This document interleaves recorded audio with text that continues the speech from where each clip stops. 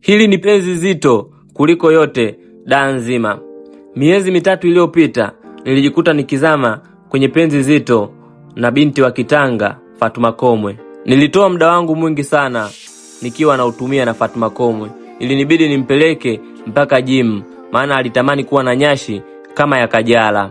Na mimi nilikuwa namsifia na kumpigia makofi kumwambia kwamba akazane na bidii ya kufanya mazoezi, ipo siku ataglow.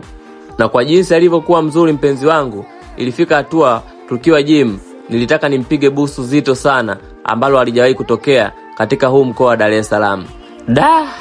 Kumbe ilikuwa ni mawazo yangu bwana.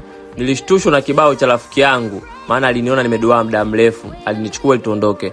Tulivyokuwa tunaondoka ikabidi nimuonyeshe kwamba usinione nimeduaa, alikuwa ni yule mdada pale anaitwa Fatuma Komwe, nimpe au gym.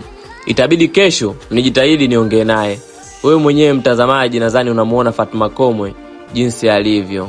Hata ingekuwa wewe, je, usingetamani kuongea naye?